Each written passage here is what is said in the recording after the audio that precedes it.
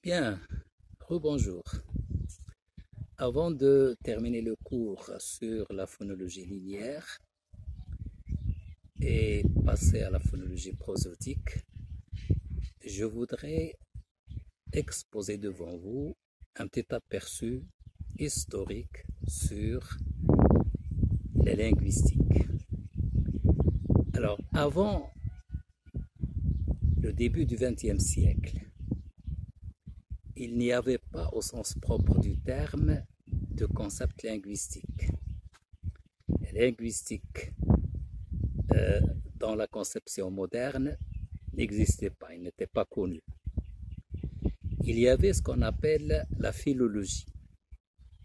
En quoi consiste la philologie? La tâche d'un philologue, c'est de travailler sur des textes historiques, soit des textes littéraires, soit des manuscrits, soit des textes religieux. Et de toutes les façons, c'est travailler sur des textes en rapport avec l'histoire. Et sa tâche, c'est de comprendre et d'interpréter ces textes historiques. Au début du XXe siècle, va naître pour la première fois ce qu'on appelle les linguistiques modernes. Et cette linguistique moderne va apparaître avec un premier courant linguistique dont le fondateur est un ancien philologue, à savoir Ferdinand de Saussure.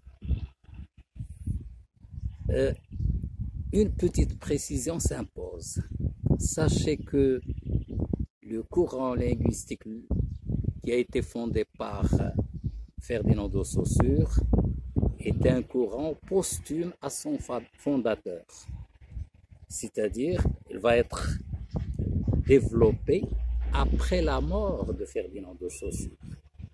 Comment? Il a fallu attendre le début du XXe siècle, et plus exactement 1916, pour que deux disciples de Ferdinand de Saussure réunissent ces cours qu'il dispensait à l'université et vont les publier sous le nom de cours de linguistique générale. À partir de cette date va naître ce qu'on appelle le structuralisme. Et le structuralisme focalise sur la notion de structure linguistique, d'où le concept structuralisme. En quoi consiste le structuralisme? Le structuralisme, c'est une conception, une méthode d'analyse de la langue. Mais analyse de la langue, non pas dans son état historique, mais comme disait Ferdinand de Saussure, analyse de la langue hic et nunc, c'est-à-dire ici et maintenant. C'est travailler sur la langue de l'intérieur et pas en comparant ou en se référant à l'histoire de la langue. Le structuralisme s'applique à diverses écoles linguistiques. Bon, on peut citer en Europe le fonctionnalisme d'André Martinet. On peut citer en Amérique le distributionnalisme. Rappelez-vous ce que j'ai déjà dit, à savoir que parallèlement au fonctionnalisme de Martinet, se développait durant la même période un courant linguistique en Amérique et qui focalisait sur le même objet. Alors, le structuralisme va privilégier l'étude synchronique. C'est très important. Donc, fini l'histoire, l'étude historique de la langue, mais l'état synchronique. Et en quoi consiste l'état synchronique? L'état synchronique, c'est l'état d'une langue à un moment donné. Et l'étude synchronique s'oppose à ce qu'on appelle l'étude diachronique, c'est-à-dire l'histoire et l'évolution de la langue. La langue ensuite est considérée dans le structuralisme comme étant un système. Elle est composée de plusieurs unités de différents niveaux. Et chaque unité est définie comme étant un élément qui a des relations avec d'autres éléments, avec d'autres unités de la langue. Le structuralisme est fondé sur le signe linguistique. C'est insignifiant et insignifié indissociable. Ensuite, il est fondé sur l'arbitraire du signe. En quoi consiste l'arbitraire du signe? Quand je dis par exemple une table, le mot table, qu'est-ce qui motive le rapport entre l'objet, table, et le nom que je lui donne? Il n'y a aucune motivation objective. Rien ne motive cette appellation. J'aurais pu l'appeler arbre, ou ordinateur, ou lunettes, ou casquette, etc.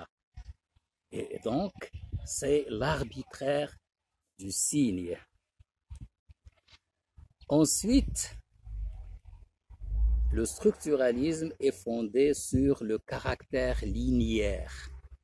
C'est-à-dire quand vous réalisez un mot ou quand vous transcrivez le mot, eh bien, les caractères qui composent le mot ne viennent pas simultanément, mais c'est l'un après l'autre. Quand vous écrivez le mot table, eh bien, c'est te, ensuite a, ensuite e, ensuite le, etc. Sachez aussi que le structuralisme est géré par certains principes. Je cite, parmi ces principes, la question phonologique comme étant un élément central. C'est très important et retenez bien cette précision.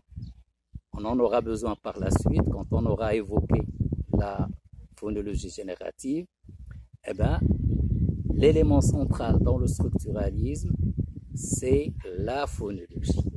Pas la syntaxe, pas le sens, pas autre chose, mais la phonologie. Deuxième principe, c'est que dans le structuralisme,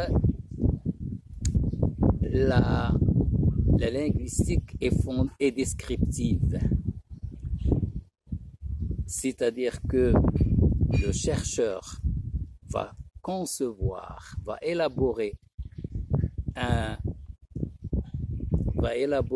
corpus, et c'est lui qui va préparer le corpus, il va travailler sur le corpus, et ensuite les principes qu'il va dégager vont être généralisés à la langue. Troisième principe, c'est le classement taxinomique.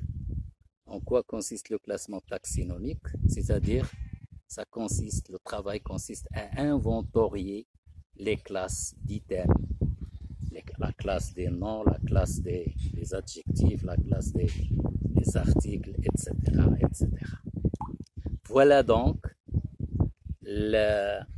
l'historique de la linguistique. Donc, je rappelle que la linguistique au sens propre du terme va connaître son apparition au début du XXe siècle avec la publication de cours de linguistique générale de Ferdinand de Saussure par deux de ses disciples après sa mort, bien sûr. Voilà, à la prochaine.